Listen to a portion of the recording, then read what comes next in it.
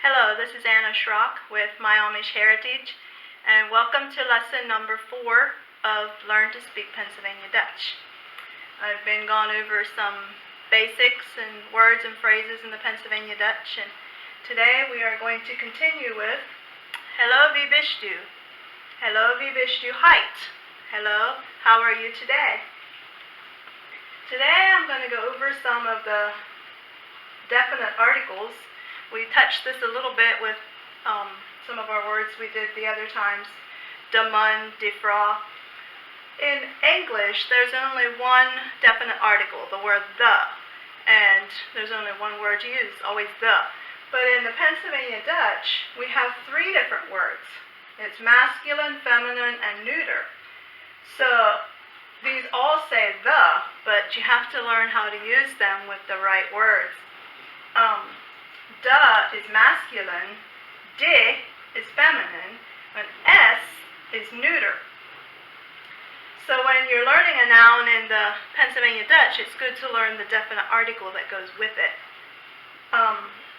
So for de man is the man. For masculine, you always use de. De man is the man. De hond is the dog. De hond. One thing I found interesting, though, my daughter pointed this out to me, is that when you say men, like mudslide, went over that the last time, you actually use de mudslide. And I find that kind of interesting. I'm not sure why it's like that, because obviously it's not feminine. So that can get a little bit confusing. You don't usually say de mudslide. So when you have more than one, it would be de mudslide. And then you would say de fra, the woman. De katz. Katz is a cat. De katz, the cat. Another thing I found interesting, my kids have to remind me, I always refer to a dog as a boy and a cat as a girl. And at our house we have the opposite. Our dog's a female and our cat's a male, but I constantly call the cat a she and the dog a he. And my kids always bug me about that. And just this morning when I was going over this, I was like, well, that makes sense to me now why I do that. Because for some reason in the Pennsylvania Dutch, you always refer to the cat as a female and the dog as a male. You say de hond and de katz. So I suppose that's probably why I struggle with calling them what they actually are, he or she. But I found that kind of interesting. Es kind. S is neuter, so it's not pointing out that it's a female or a male. It's just the child. Es kind. Kind is child. Or es meisli, the mouse. Meisli is mouse. So I don't know why for some animals you would use the masculine and the feminine, and some you would just use the neuter for s meisli, but that's the way it is. And I think this is actually from the German. I think German is like that because, like I said, my daughter pointed it out to me and she was taking German lessons. So de for masculine, de for feminine, and s for neuter. So those are your definite articles. De, and s. When learning a noun, you learn it with its definite article. So de man is the man. De hond is the dog, referring to the dog as being a male, I guess even if it's a female. De fra is the woman. De katz is the cat. I am somewhat following through this Pennsylvania German book. I had it listed on my post that I had made, Learning the Pennsylvania Dutch Language, on my blog. So if you're interested in following along with me in this book, you can order that on Amazon. Pennsylvania German, du Deutsch schwätzen. Do you want to speak Dutch? So es kind is the child. Es meisli is the mouse. Meisli is a mouse. couple, hello, vi bist du heute? Hello, how are you today? So those are a couple words to point out with the definite articles. And I guess a lot of times probably we would have a definite article in front of a noun. Like when we use a noun, we would say de man or difra or the bubbly. The bubbly would be the baby. I guess you would refer to a baby as a duh.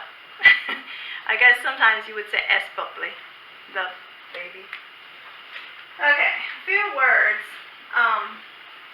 that have the sound, like an A for the or the AH, which I'll point out some words and we'll go over that. Lana. The word lana means to learn.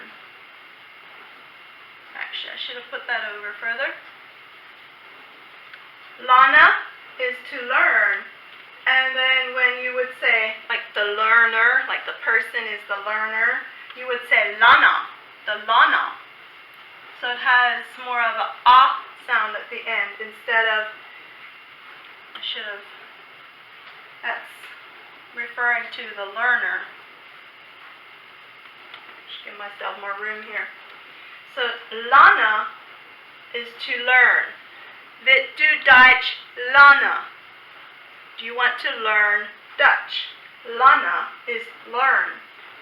But then when you are the learner, I would say du bist de Lana. Du bist de Lana. Schaffe is to work. Schaffe is to work. But then if you would say the worker, you would say the Schaffer. Schaffer. I'm just going to leave those words off and just put the Dutch word in there. So, lana is to learn, and the person that's learning, the learner, is called the lana. Schaffe is to work, and the person that's the worker is the Schaffer. If you notice, I'm always putting de in front of it. We always use the definite article in front of the word. De Lana and de Schaffer. Geve is to give. Geve. And the giver would be called the Geber. The giver is the Geber. The Geber. So it's a lana, and this is more of a lana, more of a sound. Lana, Schaffer, Geber. No, it would be Geber. It's more of an sound. Geber. Helfer. Helfer is to help. And the helper would be the helper. The helper. So it's the helper. Helper is to help. Helfer is the person that's helping. The helper. Helper. Glaube. Glaube is to believe. To believe. And the believer would be the Glaube. Believer is the Glaube. Whoops, kind of sloppy there. So, lana is to learn. And the person that's learning, the learner, is the lana. Lana. And the Schaffe is to work. And the Schaffer is the person that's doing the working, the worker. Schaffer. Gebe is to give. And the person that gave, the giver, is the Geber. Helfer is to help. And the person that's a helper is called the Helfer. Glaube is to believe. The person that believes, the believer, is called the Glaube. So it's lana, is to learn, and the learner is called the lana. You notice it has a little emphasis there on the accent kind of goes on the end there. Lana.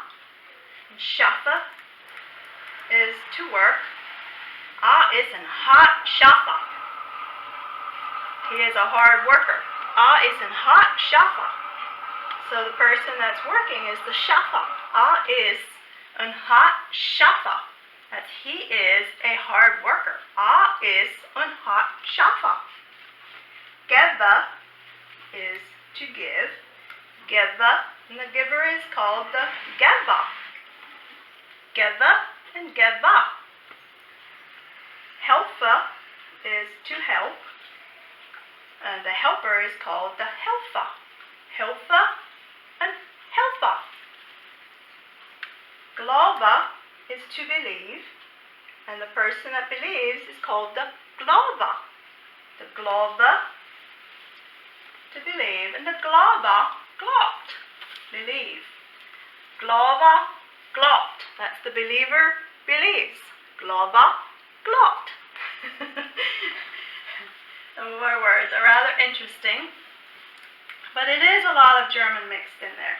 We did have a pastor coming from Germany to our church sometimes when I was growing up, and he did have an interpreter because we couldn't understand him well enough, but there is a lot of German in there. So if you know German, you can probably pick up on a lot of what I'm saying, although you won't understand everything because we say some words differently and we mix in English. And so Pennsylvania Dutch is really a dialect that is a mixture of 3 different languages: German, Dutch, and English.